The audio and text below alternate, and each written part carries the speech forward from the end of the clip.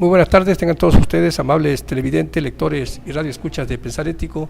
Este día, miércoles 3 de agosto del 2016, les saluda con mucho placer Carlos Mario León Palacio desde Villahermosa, Tabasco, México, y estamos transmitiendo especialmente para usted desde la sala de prensa del Congreso del Estado de Tabasco en esta 62 legislatura, y bueno, en este esfuerzo de televisión pública y de información que consideramos importante para usted, y siguiendo con la revisión del Tabasco y sus constituciones, tomo 1, ¿verdad?, que fue auspiciado, este estudio que hizo como coordinador Francisco Peralta Burelo por el gobierno del Estado de Tabasco, las 3 legislaturas de la H Cámara de Diputados de Tabasco y la Universidad Juárez Autónoma de Tabasco, ¿no?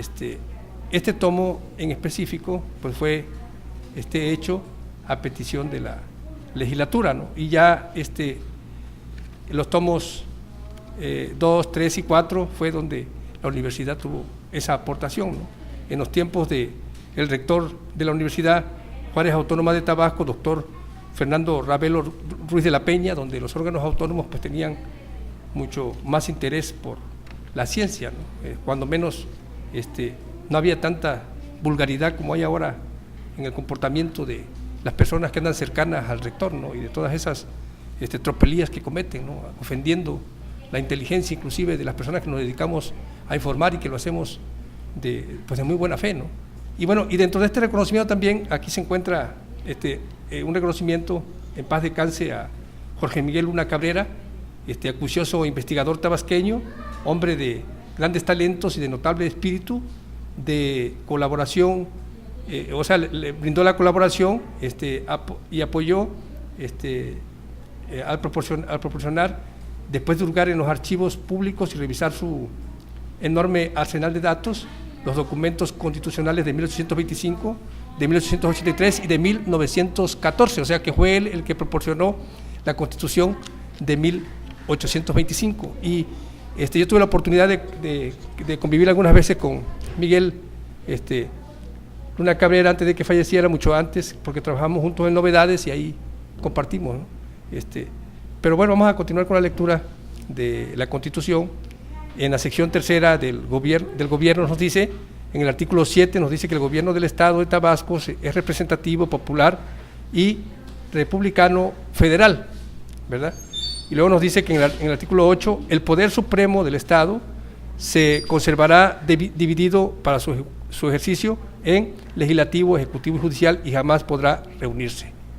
Desde 1825 ya nos decían que estaba dividido en 3 poderes, ¿no?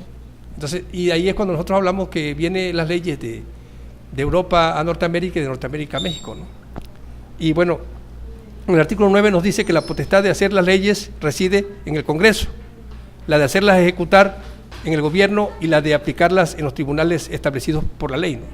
Entonces, cuando nosotros aquí decimos que denunciamos al gobernador del Estado, es por eso, ¿no? Porque él tiene, aquí en el Congreso se hacen las leyes y la de hacerlas ejecutar, pues le compete al Ejecutivo, ¿no? Y al no hacerlo, por supuesto que va a tener denuncias ciudadanas más cuando estamos estudiando en relación a esto. Hasta aquí vamos a dejar la lectura. Posteriormente vamos a continuar con el capítulo 2 de los trabajadores, sus derechos y obligaciones. Y bueno, prefiero mejor darle seguimiento. ¿Sabe por qué? Porque voy a arribar el tema también de los sindicatos que estamos planteando en nuestra entrega matutina y que hay que tomar en la palabra, por ejemplo, aquí al legislador José Antonio de la Vega Mitia, ¿no? Cuando nos dice que las leyes las tenemos que poner a nivel de los países desarrollados, ¿no? Entonces, cuando nosotros analizamos, por ejemplo, los convenios, como el Convenio Europeo de Derechos Humanos y las libertades fundamentales de los ciudadanos, podemos ver que en el artículo 11 nos dice sobre la libertad de reunión y de asociación en su primera parte, y bueno, y de hecho en todo el texto a esto se refiere, ¿no? Pero nosotros como gobernados tenemos unos derechos, ¿verdad? Y las personas que trabajan para el ius imperium, ¿verdad?, pueden ser restringidas de estos derechos ¿Por qué? Por así convenir a la seguridad nacional, por así convenir al propio desarrollo económico, por así convenir a muchos factores que pueden perjudicar el desarrollo de nuestro país, ¿no? Entonces, como nos dice aquí, primeramente que toda persona tiene derecho a la libertad de reunión pacífica y a la libertad de asociación, incluido el derecho de fundar con otros sindicatos y de afiliarse a los mismos para la defensa de sus intereses, fíjese bien.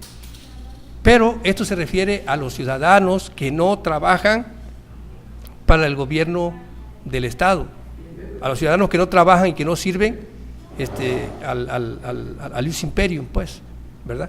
Y luego aquí en la segunda parte nos dice que el ejercicio de estos derechos no podrá ser objeto de otras restricciones, fíjese, que aquellas que previstas por la ley constituyan medidas necesarias, ¿sí? En una sociedad democrática para la seguridad nacional, la seguridad pública, la defensa del orden y la prevención del delito, la protección de la salud o de la moral o la protección de los derechos y libertades ajenos.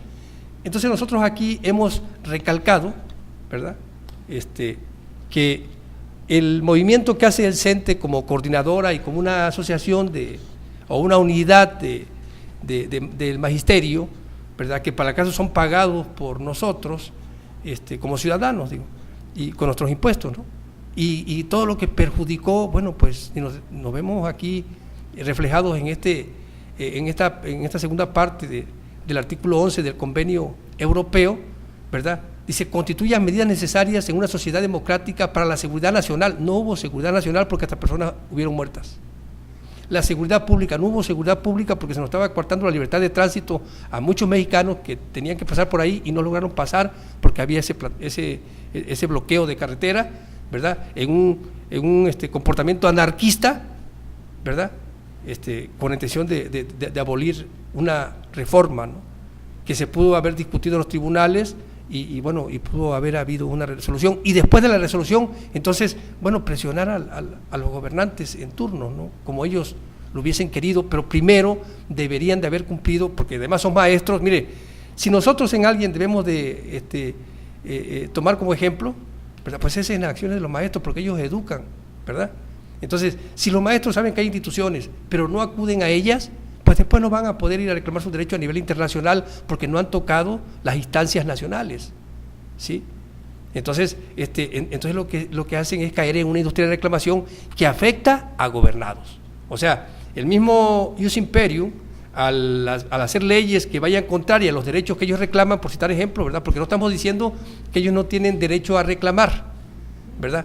Lo que estamos diciendo es que ellos mismos, como representantes del servicio público, del gobierno federal y estatal, no están acudiendo a las instancias correspondientes a reclamar sus derechos, y por ende, por supuesto, o sea, ellos no pueden decir, vamos a pegarnos a la Carta Democrática en estos momentos. ¿Por qué? Porque no han reunido los requisitos de darle un seguimiento legal en las instituciones de la nación, porque tampoco se va a actuar apegado a la Carta Democrática cuando en la nación tenemos todavía instituciones a las que ellos deben de acudir y no acudieron, ¿sí?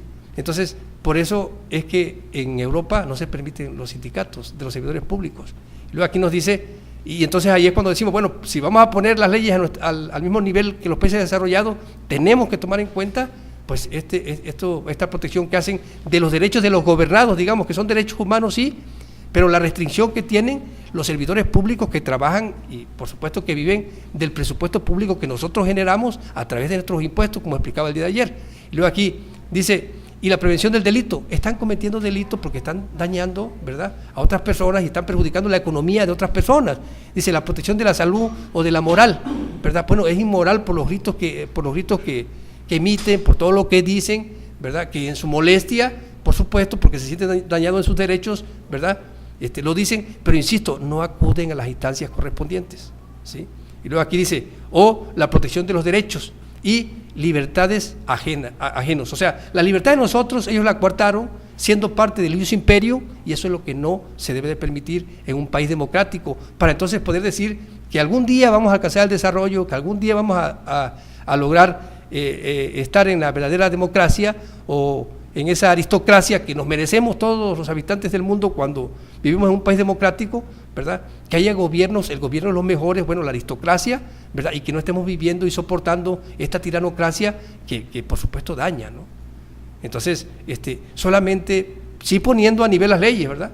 Pero bueno, primero empezar por los derechos humanos y poner a nivel esta ley, ¿verdad? Para abolir los sindicatos que no están dando ninguna productividad, ¿verdad? A los gobernados, porque además ellos son para servir al público, y no están sirviendo al público como deben desde el momento que están haciendo este tipo de afectaciones hacia las personas que, digamos, los mantienen, le generan el dinero con lo que cobran, o el dinero que cobran nosotros lo generamos a través de nuestros impuestos. Entonces es una injusticia que se haga este tipo de movimientos, ¿verdad? Porque en este caso el problema es del gobierno, o sea, entre el mismo gobierno es el problema, no nosotros como gobernados, ¿sí?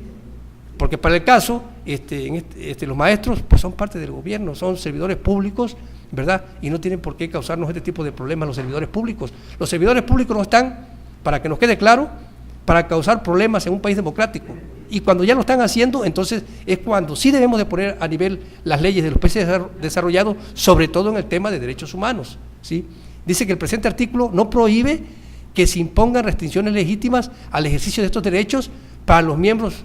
A ver, el presente artículo no prohíbe, o sea que no está prohibido que se impongan restricciones legítimas al ejercicio de estos derechos para los miembros de las Fuerzas Armadas. O sea, es legal hacerlo, ¿verdad? Se le puede prohibir, porque no se prohíbe, ¿sí? que ellos tengan que tener los mismos derechos que nosotros. O sea, ellos son parte del ius imperium, nosotros les pagamos para que hagan un trabajo y por ese motivo no pueden asociarse, menos cuando están haciendo este tipo de daños, ¿no? O sea, las condiciones de trabajo ellos las aceptan tal cual. Ahora, hablando de otra cuestión, por ejemplo, aquí nos dice Fuerza Armada, de la Policía o de la Administración del Estado, que para el caso son los servidores públicos, que quede claro, están bajo la administración del Estado porque el Estado le paga, y el Estado le paga con el dinero que nosotros generamos. Entonces, esas personas no merecen tener sindicato, más cuando se dedican a la protesta, a las marchas, a los plantones, y perjudican el derecho de terceros, que somos quienes los mantenemos, ¿sí? Entonces eso no puede ser. Pero para que eso suceda, cuando desde 1825 nos dicen que la ley, las leyes las hacen aquí en el Congreso, y cuando aquí José Antonio de la Vega Mitia nos invita desde la tribuna legislativa a que pongamos nuestras leyes al nivel de los países desarrollados, bueno, pues es momento de comenzar a pensar, ¿verdad?, que los sindicatos que existen de los servidores públicos deben desaparecer para que cumplan con su trabajo, ¿verdad?, porque trabajan para nosotros y nos andan perjudicando con sus marchas, platones y protestas, ¿verdad? Entonces, ¿cómo es posible que existan tantos sindicatos de magisterio y que todos protesten, todos nos dañen, perjudiquen la educación de nuestros hijos, que la educación es el desarrollo de nuestra sociedad? Entonces, daña la seguridad nacional, daña nuestro desarrollo, no tenemos un futuro promisorio, sí, por culpa de los servidores públicos a lo que nosotros pagamos con nuestros impuestos. Y no se trata de pensar en que se privatice la educación, tampoco, no estamos proponiendo nosotros eso, estamos proponiendo que se nos respeten nuestros derechos de gobernados, ¿verdad? Y para este caso ellos son parte del gobierno porque son servidores públicos y no están cumpliendo con proporcionar el servicio que deben de proporcionar de educación para desarrollar nuestro país. Y entonces están perjudicando nuestra nación, estamos en un daño tremendo a la seguridad nacional, ¿verdad?, a la seguridad pública. Mire cómo estamos por ese desorden que existe, ¿verdad? La defensa del orden y la prevención del delito casi no existe, ¿sí? La protección de la salud o de la moral, mire cómo estamos, y todavía los sindicatos protestando, dice, o la protección, digo porque está pasando, aquí nos está diciendo el artículo 11 del Convenio Europeo de los Derechos Humanos, ¿verdad?, y de las libertades fundamentales de los ciudadanos de Europa. Entonces, por eso le digo, cuando nos invita José Antonio de la Vega Mitia a que pongamos a nivel, sí señor, cómo no, inmediatamente, sí, que esté a nivel los derechos humanos, que sean igual que en Europa, para que vean esta gente vendepatria de los sindicatos, sí, que no se le está pagando para que nos dañen el derecho de nosotros que tenemos como ciudadanos de transitar libremente. Y aquí anteriormente se lo dije, ¿verdad?, y ahora comprobando con la lectura de este artículo, ¿verdad? ¿Por qué es que le estoy yo diciendo a usted que deben desaparecer los sindicatos, ¿no? Entonces, insisto, no está prohibido, ¿verdad?, que se impongan restricciones legítimas al ejercicio de estos derechos para los miembros de la Fuerza Armada, de la Policía o de la Administración del Estado. Y si no está prohibido, entonces, y si nos ponemos a nivel en este sentido, oiga, pues vamos a desarrollar, porque ese es el freno al desarrollo. Mire cuánto dinero se perdió en carga marítima, que iba a haber, que se tuvo que frenar por varios días, pues ese es un freno económico. Además, la gente que estuvo ahí tuvo que cobrar su sueldo y no trabajó, ¿verdad? Entonces, ese es un perjuicio para los empresarios. Entonces, si están llamando inversiones, vienen personas a invertir y luego le toca estar en esa zona donde hacen ese tipo de bloqueos que perjudica la comercialización, ¿verdad? O el movimiento comercial lo frena, oiga, pues están dañando al país, al desarrollo económico, y luego todavía están exigiendo más dinero, exigen respeto a sus derechos, pero están violentando derechos de terceros. Entonces, y además, aquí les dijimos, ¿por qué no fueron a los tribunales? Mire, le voy a citar un ejemplo claro, para que podamos comprender el problema que vivimos en nuestro país desde Tabasco. Aquí en Tabasco se aprobó una ley contraria a derecho, y aquí se lo mencionamos, que es contraria a derechos humanos, que está violentando derechos humanos, y como es de la salud y es de la vida, pues por supuesto que se tiene que proteger la vida a los servidores públicos, ¿no? Y bueno, que le estaban imponiendo cuotas muy elevadas y todo eso pues también es dañino, ¿no? Pero fíjense todas las protestas que se hicieron, todas las marchas, todos los plantones, ¿verdad? Y todavía está en estudio de la Suprema Corte de Justicia de la Nación, porque tiene que seguir una tramitología, todo, y bueno, eso es porque los diputados de la 62 legislatura, los del PRI, Partido Verde Ecologista, pues interpusieron ese recurso ante la Suprema Corte de Justicia de la Nación, una acción de inconstitucionalidad, ¿verdad? Pues para que sea abolido o se deseche lo que se tenga que desechar, o de plano la ley sea desechada, ¿no? Bueno, hasta ahora los plantones, las marchas y todo quedó ahí, pero hay 3.000 amparos, 17.000 protegidos, entonces ellos están cumpliendo con acudir a las instancias correspondientes, ¿sí?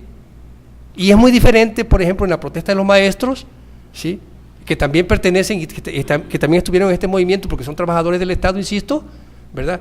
Bueno, que no están acudiendo a los tribunales para protegerse de esta ley o de esta reforma a la que se inconforman, ¿sí? Y lejos de eso, pues ahí tenemos, mira, aquí en Plaza de Armas está un plantón de la CENTE y está ahí permanente, perjudicando la imagen del Estado, ¿verdad? Ahuyentando el turismo, porque el poco turismo que venga y vea eso, oye, no, hay problemas aquí en Tabasco, no voy a decir que nos agredan.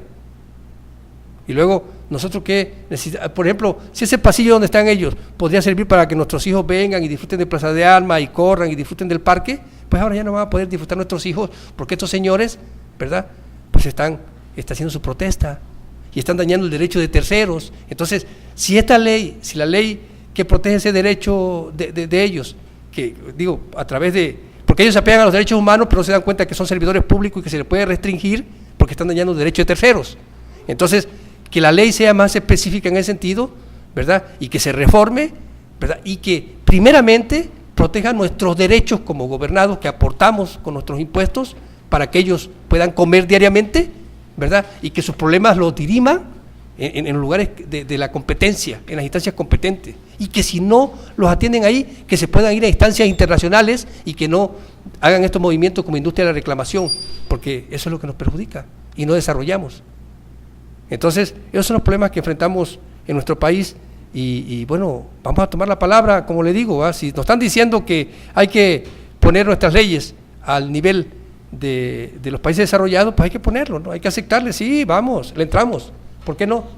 ¿Verdad? Que propongan iniciativas y que se apeguen al convenio europeo, ¿verdad? Y todo lo que se pueda sacar de ahí para beneficiar a los tabasqueños y a los mexicanos, porque digo, nosotros podemos aquí iniciar presentar iniciativa a través de nuestros diputados, ¿verdad?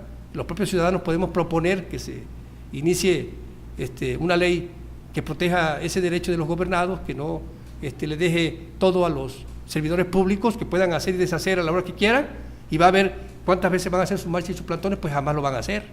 Porque además aquí ha habido representantes de los propios sindicatos del gobierno.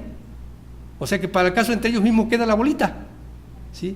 Porque aquellos que son líderes del magisterio en este momento, pues son los que tienen contacto con las autoridades. Y si llegan a accesar al poder, pues siguen siendo los que tienen contacto con las autoridades.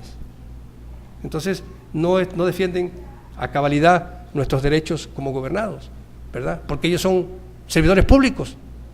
O sea, entonces eso está mal, ¿no? Pero puede cambiar cuando se le toma la palabra a gente estudiosa, porque reconozcamos también, José Antonio La Vega Smitia es una persona que estudió en Francia Derecho y por supuesto sabe, ¿no? Y sabe lo que significa este tipo de marchas, plantones y protestas que dañan el desarrollo económico del Estado, ¿no? Y que dañan derechos de terceros, y eso no tenemos nosotros por qué tolerarlo, ¿sí? Porque no estamos aquí para estar manteniendo a gente que nos dañe nuestros derechos, nada más, así de sencillo, ¿sí? O sea, así aunque suene feo, ¿verdad?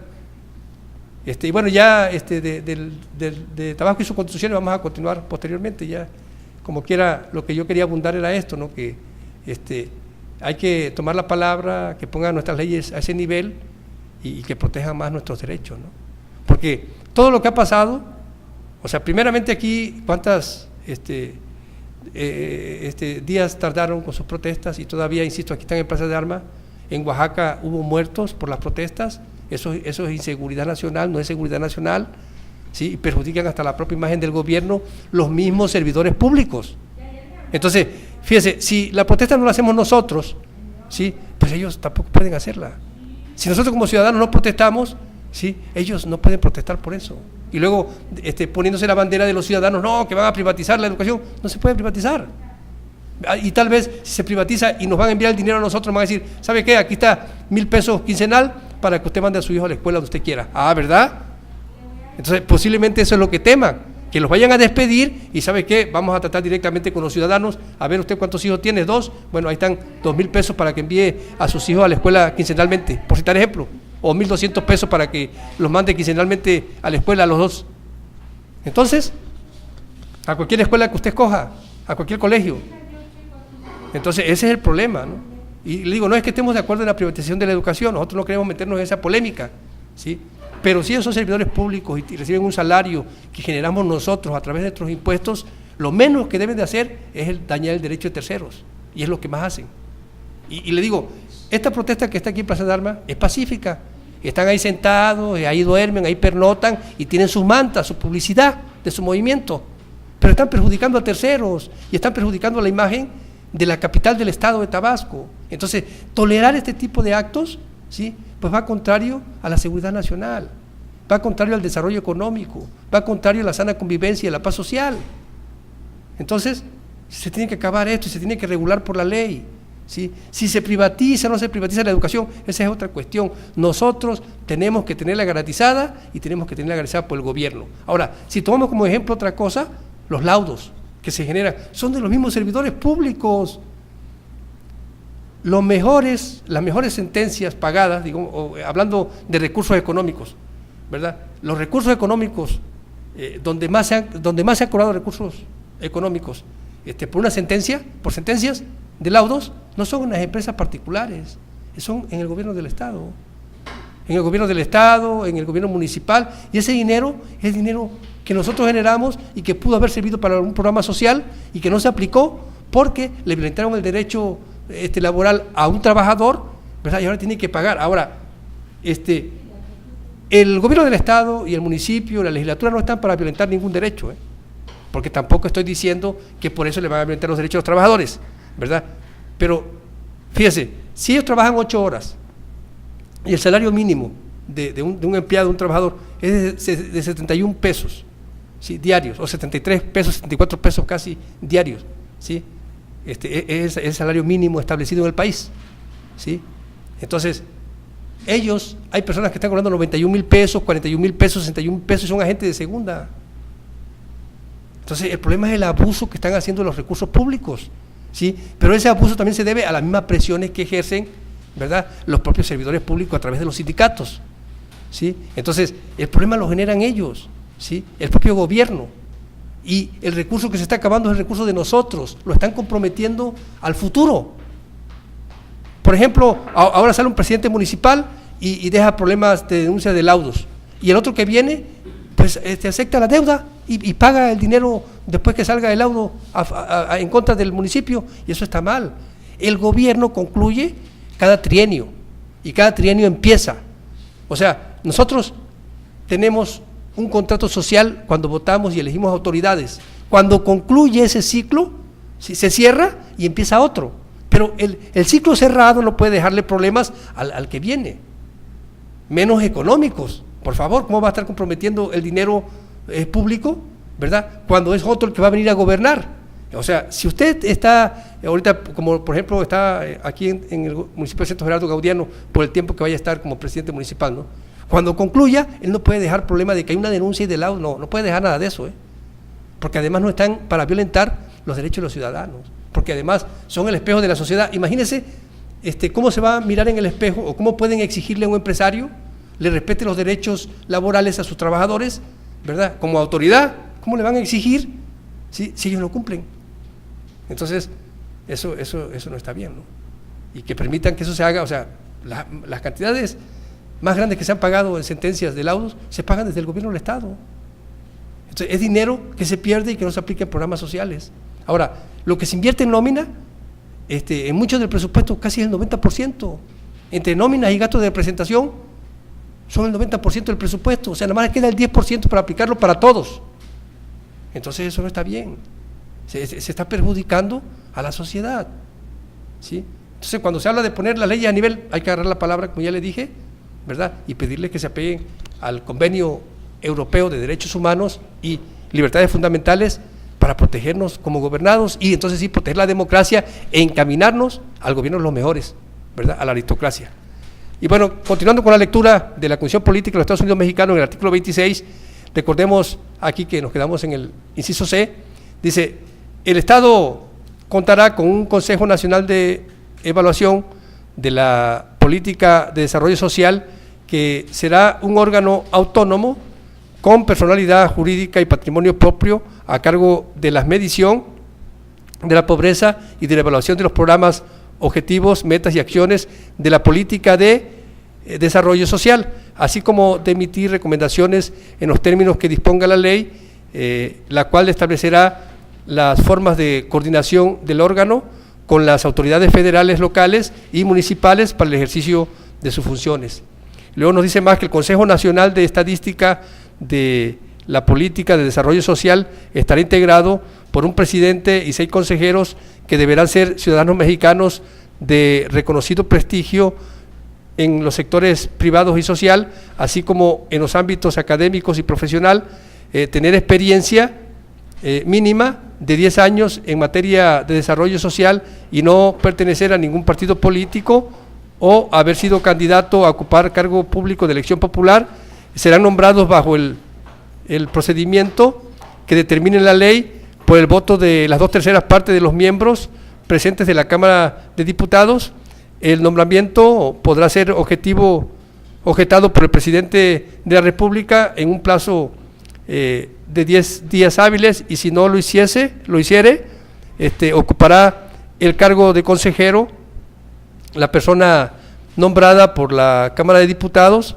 Cada 4 años será sustituido los 2 consejeros de mayor antigüedad en el cargo, salvo que fuesen propuestos y ratificados para un segundo periodo.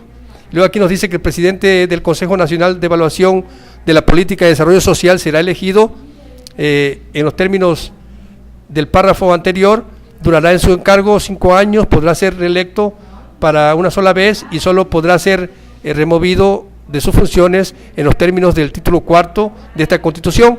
Y para concluir con este inciso C o fracción C del artículo 26, nos dice que el presidente del Consejo Nacional de Evaluación de la Política de Desarrollo Social presentará anualmente a los poderes de la Unión un informe de actividades, comparecerá ante la Cámara del Congreso en los términos que disponga la ley. Y hasta aquí pues concluimos la lectura del artículo 26 de la Constitución Política de los Estados Unidos Mexicanos, y posteriormente continuaremos con el artículo 27, que nos habla de la propiedad, y está interesante también el artículo 27, ¿no? Y bueno, aquí el capítulo 2 de la presidencia municipal de la ley orgánica, que la habíamos dejado de un lado, de los municipios del estado de Tabasco, pero bueno, porque también ha surgido información importante y cosas que usted tiene que pues aprender junto conmigo, ¿no? Para poder continuar en este intenso aprendizaje que iniciamos ya hace algunos años a la fecha, ¿no? Y luego aquí nos dice, dice, tratándose de presupuesto de egresos correspondiente al primer año del ejercicio de un nuevo periodo, constitucional dentro de los 70 días siguientes de iniciado el mismo, y conforme la prevención de los ingresos, el presidente municipal podrá solicitar al Cabildo la aprobación de la modificación y, en su caso, la ampliación del presupuesto asignado por la administración anterior para el ejercicio de que se trate, a fin de dar cumplimiento al Plan Municipal de Desarrollo y al Programa Operativo Anual de este año, así como a los demás objetivos y metas a que se pretende alcanzar, ¿no? Y bueno, aquí ahí hemos dicho que por supuesto que ellos tienen que presentar un plan municipal de desarrollo y se tienen que apegar a trabajar en base a ese plan, pero ese plan se presenta también en base al presupuesto que se está asignando, solicitado por la administración anterior, porque la administración anterior eso sí lo hace, lo que hace es solicitar el presupuesto para la próxima administración que va a llegar, pero no quiere decir que le estén pasando también deudas, o sea, deudas no.